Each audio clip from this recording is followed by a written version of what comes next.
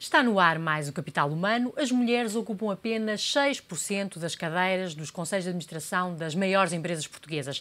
E na Europa, a percentagem de mulheres no comando das companhias fica-se pelos 14%. As executivas continuam em minoria na gestão das empresas, mas cresce a vontade de mudar. 21 das maiores empresas portuguesas vão avançar com ações concretas para promover a igualdade de género nas suas organizações e estabelecem metas a atingir. Um acordo promovido pela Comissão para a Igualdade no Trabalho e Emprego, a que aderiram empresas como a EDP, a PT, o Grupo Auchan, a Microsoft e também o Santander Tota, uma organização que tem sido pioneira em ações para promover a igualdade das mulheres e homens no acesso a lugares de topo. Hoje, no Capital Humano, temos uma das responsáveis por esta política, a diretora de Recursos Humanos do Santander Tota, Isabel Viegas. Eu ia começar por perguntar... o Santander Tota, de alguma forma, foi um dos impulsionadores deste acordo em que 21 empresas portuguesas se comprometem a adotar ações concretas para promover a igualdade de género. No caso do Santander, quais são as ações que vão promover? O Banco Santander tem uma história de ter vindo a trabalhar este tema ao longo dos últimos anos. Portanto, quando estes temas se põem sob gestão, começam-se a trabalhar e começa-se a ter políticas e medidas que vamos desenvolvendo. Portanto, quando a CIT nos contactou no sentido de saber se faria sentido aderirmos, nós estivemos, de facto, na linha da frente, entusiasmando também a própria Comissão a avançar com um grupo de empresas para assinar algum protocolo. E este protocolo tem, de facto, aqui uma característica muito interessante, que é nós, empresas, temos de nos comprometer em fazer coisas muito concretas. Independentemente do estádio onde estamos, cada empresa comprometer-se a fazer alguma coisa. Neste sentido, promover a igualdade de género e a igualdade de oportunidades entre os dois géneros. E, portanto, fazia todo sentido o Santander porque está a trabalhar nestes temas há já alguns anos, colocou-o na sua agenda. O que é que nós nos comprometemos a fazer também no âmbito deste protocolo? 3 ações concretas este ano. A primeira foi o nosso Presidente que assumiu que almoçará, e já está a almoçar, já fez o primeiro almoço de janeiro e já fez o segundo de fevereiro, almoça com grupos de mulheres diretivas. E têm sido reuniões muito interessantes porque são momentos em que elas partilham um bocadinho a sua condição de ser mulher no banco e também o próprio Presidente recolhe a sua opinião, a opinião das diretivas sobre temas importantes e que o ocupam neste momento relativamente à vida do banco. Portanto, são momentos de valorização até do contributo das mulheres no banco. E tem tido até algum impacto no resto das equipas, saber que o Presidente está a almoçar, tem um tempo específico para almoçar com grupos diretivas todos os meses e ir conhecendo melhor esta realidade. A segunda medida tem a ver com uma ação de formação muito concreta. Portanto, nós montámos um programa que chamamos o Women's Executive Program e é um programa com o apoio de uma universidade que já começou, agora em fevereiro também, era um dos compromissos deste ano, e que tem a ver com possibilitar às mulheres que têm capacidade, que querem, que têm potencial, de facto, para vir a ter maiores responsabilidades dentro do banco, de estarem aqui um bocadinho mais fortalecidas. Portanto, este programa tem basicamente 3 pilares. Um é sobre negócio de banca e como é que vai ser a banca no futuro, portanto, prepará-las de facto para o que aí vem, para aquilo que se perspectiva para a banca. Tem o segundo pilar de liderança, portanto, lhes dar um bocadinho mais de competências, de as solidificar aqui em gestão de equipas. E depois tem um terceiro sobre gestão de carreira, porque achamos que as mulheres também precisam ter um bocadinho de espaço e um bocadinho de tempo, para além de competências, são competências de negócio e competências para o desempenho das suas funções, terem também algum espaço para pensar um bocadinho as suas carreiras e para onde querem evoluir, para poderem depois construir estes próprios percursos. Portanto, o banco vai-lhes dar, e já lhes está a dar, são 25 mulheres que estão neste programa, nesta primeira edição, e já lhes está a dar um bocadinho estas condições para fazerem este seu desenvolvimento. Antes da assinatura deste protocolo, o Santander, mesmo em termos de grupo mundial, sempre teve esta estratégia de promoção da diversidade de género. No seu entender, porque é que, para além da questão da responsabilidade social, acha que isso pode mudar de alguma coisa a organização e até a produtividade ou o desempenho do grupo? Sabe que nós não agarramos neste tema pelo lado da responsabilidade social. Nós agarramos este tema por uma questão de facto de negócio. Primeiro, nós não podemos desperdiçar talento. As mulheres representam, em Portugal, 46% do efetivo todo do banco. Em termos mundiais, representam 52% do universo do banco. Portanto, não nos podemos dar ao luxo de desperdiçar, de facto, o talento que está em metade da nossa população, dos nossos colaboradores. A segunda foi, o primeiro pilar foi este, vamos pegar no tema porque não podemos desperdiçar talento que está dentro de casa. O segundo foi, isto é importante para o negócio. Nós temos que espelhar dentro da casa aquilo que é o mercado e aquilo que são os nossos clientes. Sabemos que a nossa base de clientes é feita de homens e mulheres. Também sabemos que muitas das decisões de compra são feitas por mulheres. Portanto, não fazia nenhum sentido dentro de casa não se espelhar aquilo que é a realidade do mercado. Portanto, fomos criando políticas, de facto, de igualdade de género, políticas de oportunidades iguais para os dois géneros, exatamente porque nós sabemos que se fizermos isto de forma equilibrada, o banco está melhor preparado para fazer mais negócio, melhor preparado para dar resposta aos seus clientes. Portanto, nós agarramos este tema por uma questão de negócio e não tanto por uma questão de responsabilidade social, apesar de haver aqui, naturalmente, um link entre os dois fundamentos. Mas nós temos esta consciência clara que se tivermos boards equilibrados, se tivermos equipas de gestão muito equilibradas entre homens e mulheres, as empresas valem mais. Aliás, há uma série de estudos que indicam exatamente isto. Aumenta a produtividade, aumenta o desempenho das empresas. Tudo, e aumenta o negócio mesmo, porque o mercado reconhece nestas empresas, de facto, empresas equilibradas e empresas que têm dentro do seu seio aquilo que é também a realidade fora da empresa. E no seu entender, continua a haver discriminação das mulheres no acesso aos lugares de topo nas empresas portuguesas? Sabe que eu acho que enquanto o tema não for um tema sobre gestão, como são outros temas, os números mostram que sim. Portanto, eu, aliás, pensei um bocadinho em relação à minha carreira e ao meu percurso. Eu recordo que tive um momento na minha vida em que senti, de facto, uma discriminação. Há uns anos, quando estava num processo de seleção e chegámos ao fim de 2 candidatos, por aquilo que me foi dito, e no final selecionaram um homem e o próprio presidente da empresa falou comigo e disse, olha, nós vamos optar por um homem porque estas questões da maternidade, os filhos e tudo, dar-nos aqui um bocadinho mais de garantia. Ou seja, tem uma experiência pessoal de discriminação ao longo da sua carreira. Agora, o que é que eu tenho sentido também? Depois, ao longo do resto da minha carreira, de facto, talvez por sorte, ou, e eu acho que há aqui outro fator, Madalena, que partilharei consigo, mas talvez um bocadinho também por sorte. De facto, as empresas onde estive foram empresas, e o Santander é um caso, em que eu sempre senti um enorme respeito e um enorme reconhecimento até do valor. O que é que eu percebi? Percebi que empresas que têm modelos de negócio muito focados em objetivos e em resultados, é mais difícil vingar em modelos discriminatórios. Porque se pedirem aos homens e às mulheres para chegarem a determinadas metas e nós chegarmos ambos às metas, é mais difícil de haver. Portanto, talvez porque eu tive, de facto, em empresas na minha vida, quer na Marconi, quer no Santander, empresas com modelos de negócio, de facto, muito focados no mérito e no resultado, a discriminação não tem lugar.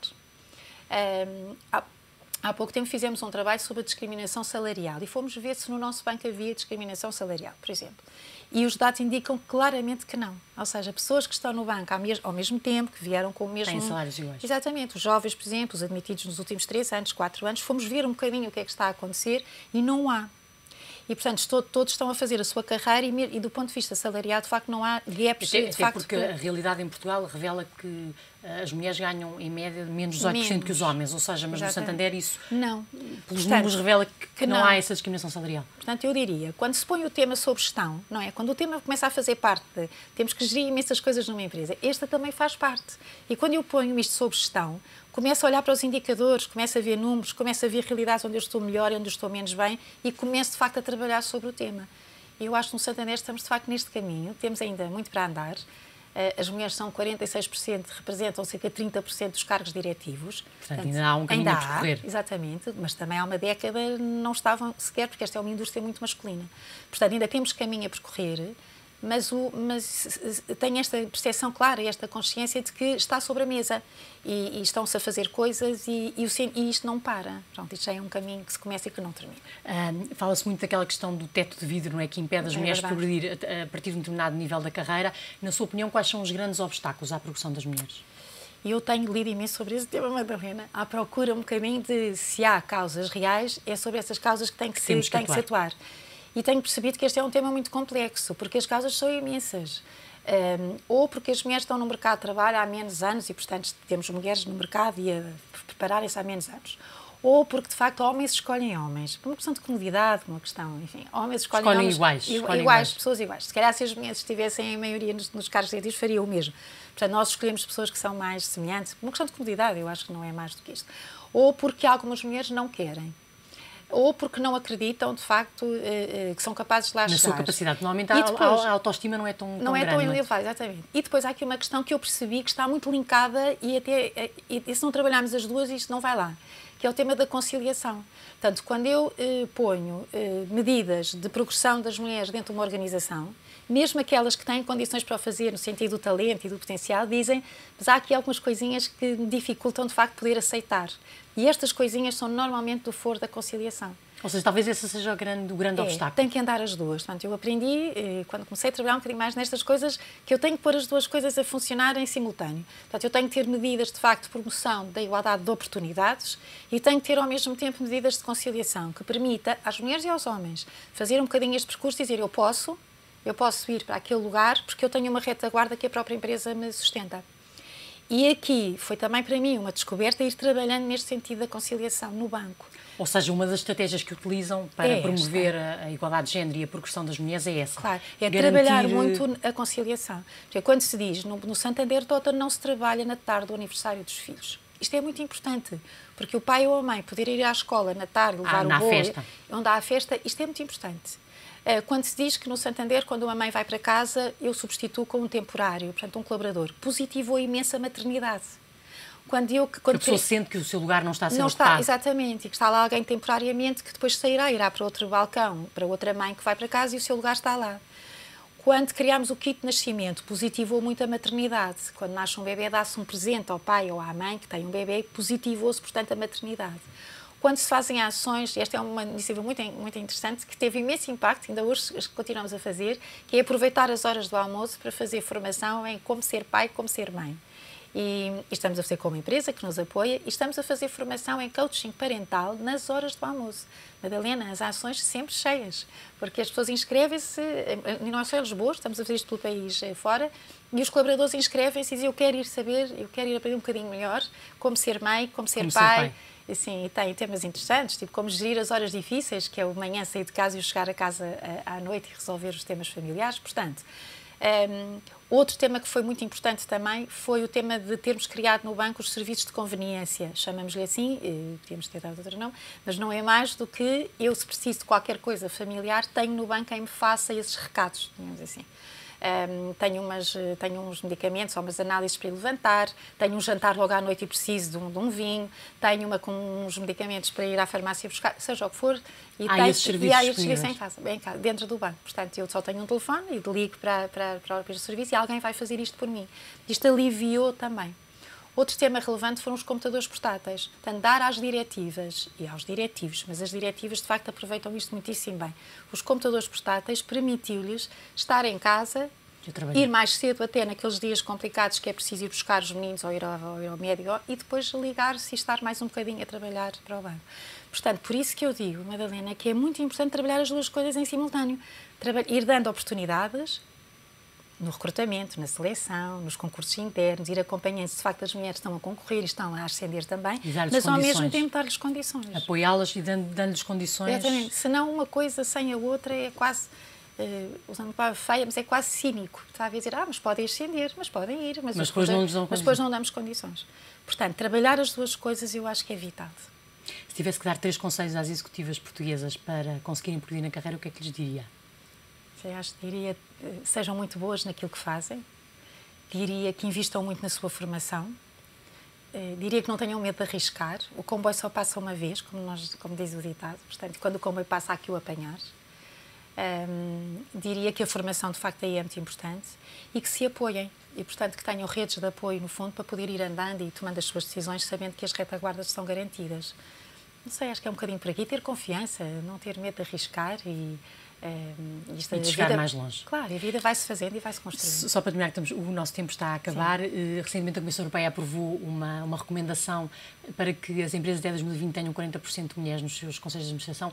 Concorda com esta medida? Madalena, eu fui durante muito tempo contra as cotas. Ainda hoje, eu diria que, do ponto de vista de princípio, sou contra as cotas. Não faz sentido, digamos, os movimentos deviam naturalmente funcionar. Mas também, os últimos anos, tenho acompanhado a evolução em Portugal e noutros países e a evolução é muito lenta. E até com algum retrocesso no último ano. Portanto, eu diria que as cotas podem ter que ser uma alavanca, um acelerador, de facto, destes processos.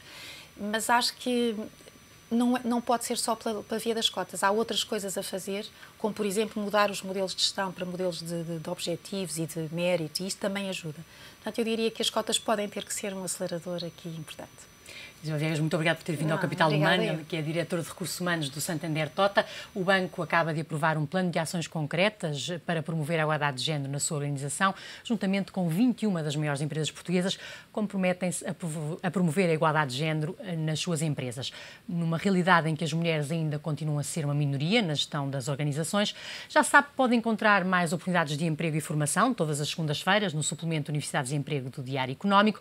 Voltamos na próxima edição com mais um tema de Capital Humano, o recurso mais importante de qualquer economia ou empresa de sucesso.